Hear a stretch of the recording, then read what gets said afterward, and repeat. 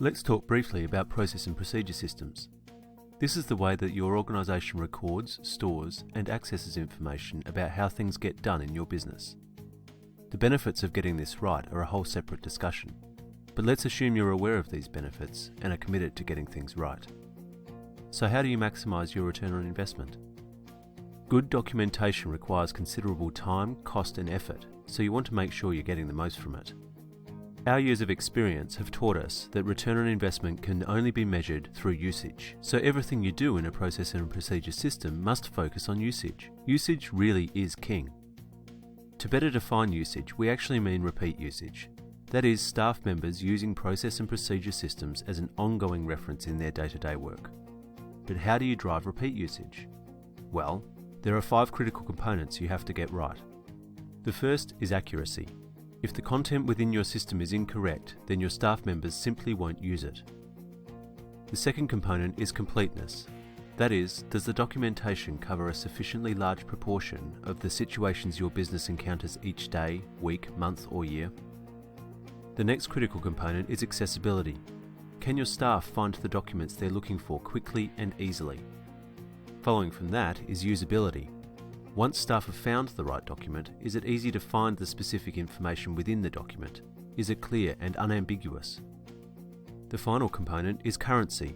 Is the information regularly reviewed and kept up to date? Many organisations we've been involved with have trouble across all 5 of these components. Accuracy and completeness are issues with content, and we commonly see problems with either not enough detail or too much documented. There are often multiple different processes documented. Accessibility and usability are issues related to structure. The most common problem we see with accessibility is the use of search.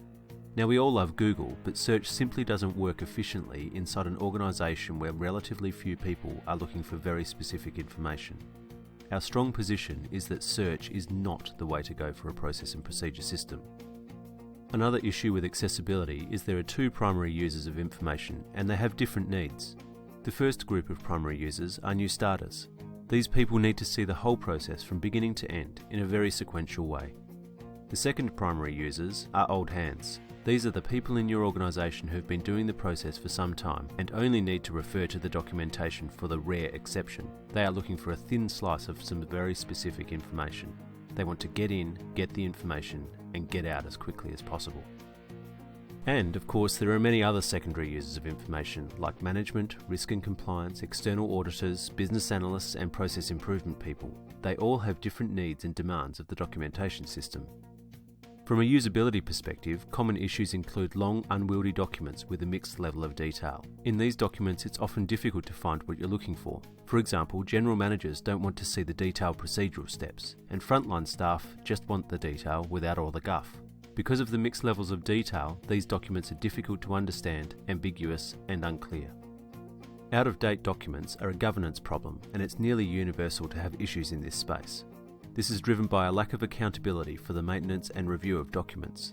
There's often not enough time or resources to dedicate towards creating and reviewing documentation, or the right people aren't available. More often than not, these documents are being created and reviewed at the wrong level in the organisational structure. But the good news is there is a way to achieve success. Many organisations will generally have their content right, or at least on the way to being right. But often there are significant issues with structure and governance that are not being adequately addressed. At B Squared Consulting, we have used our years of experience to develop a system that any organisation can implement to solve both structural and governance issues. To start with, let's define an important distinction in terms. We call them the 4 Ps. The first is policy. In an organisation, policies define the context and intent, or more simply, they define why. The second P is for process. Processes are an ordered list of tasks that are undertaken to achieve some output. That is, the tasks are what you do. Next, we have procedures. These are the steps, often called keystroke level steps, that tell you exactly how to complete a task. Finally, there are protocols, which are the rules that guide the why, what, and how.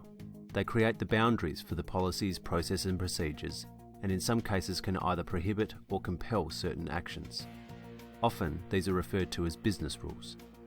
Many people will use the terms policy, process, procedure and protocol interchangeably, but we believe they are all distinct and separate terms which refer to different parts of the documentation system. But what about the practical application? How do you turn the 4 Ps into a reality? Well, to adequately describe a statement of intent, we must use words, and so policies are implemented through short half-page documents. Most policies are a sentence or two. Very few extend beyond a paragraph. The number of true policies in your organisation is likely to be somewhere between 5 and 20. At the process layer, there is no better way to depict the sequence of tasks than using a process map. To meet the accessibility demands of the users, there can't be more than 8 to 10 boxes on any one map. However, most processes involve many more tasks than this, and so we create levels of process maps. With up to 3 levels of maps, this structure can accommodate a process of up to 1,000 steps, which is far more than we really need. At the procedure level, we have to be very explicit, very direct in the instructions, but also very detailed. We use a structured Word document to do this, but the trick is to minimize the number of words we use. We use screenshots or photos because they say a picture tells 1,000 words, and it simply works well. By using short and directive language combined with arrows to the specific area of interest, we remove ambiguity while being succinct. The screenshots help users to scroll rapidly through the document to identify the specific information they're looking for. Protocols are structured documents which use a table that is customized for the particular situation at hand. The table could contain a series of factors that lead to a particular output, or it could contain a single factor which requires multiple actions. Protocols can be designed to contain guidelines, troubleshooting steps, checklists, or reference information. The most fantastic thing about this implementation is that you probably already have all the software required to implement it. The solution requires SharePoint, Word, and Visio, and if you don't have these, there are alternatives. The key to making the system work is not the software, it's people. As with most business practices, invest in getting your approach right and creating strong accountability among your people, and you will achieve far more than relying on a piece of software. Let's talk more about accountability. The real beauty of splitting the 4 Ps apart is it creates clear accountabilities which align with your organisational structure. The people in your organisation who are best placed to create policies are your general managers. Statements of intent are really the domain of these high-level managers. They're the ones who have sufficient vision across the organisation to create a policy that works. Of course, these policies need to be signed off at a higher level, which is the CEO or perhaps the board. The process level depicts the end-to-end system of how an organisation achieves its outputs. The people in the organisation who have the right perspective to create these process maps are the senior managers. And the general managers have to sign off on these processes because they need to make sure that the intent in the policies are being achieved. And procedure and protocol level in organisations is the domain of the managers, and the senior managers have to sign off on the procedures to make sure that the process hangs together properly. Now, we often meet significant internal resistance with this approach, but let me tell you why it works. Firstly, many organisations ask their frontline staff to document policies and procedures. This is an unfair task, as a frontline staff member lacks sufficient organisational vision and influence to create a workable policy. In addition, frontline staff are much better suited to doing the work rather than defining how it should be done. Secondly, it allows the high-level managers to focus on leading and defining direction rather than getting stuck in the detail. But at the same time, it forces them to have visibility of what is happening within their organisation. I can't tell you how powerful this really is. Inefficiencies, risks, and failure points become visible, and once that happens, it's much easier to make changes to address the issues.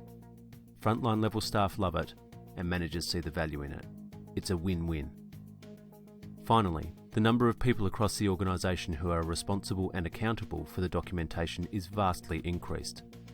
Rather than just having a team of 2 or 4 or more staff who are responsible for updating all of the documents, it is a part of every manager's role to know both what is happening in their business area and to define how things should be done. Because the burden is spread across more people, and those people should have a good knowledge of their business area, the maintenance and update of documents becomes so much easier.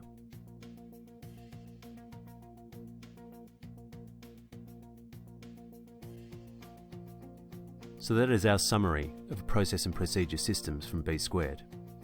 If these thoughts and ideas are striking a chord, or if they're finally getting you excited about process and procedure systems, then please speak to us about how to make this happen in your organisation.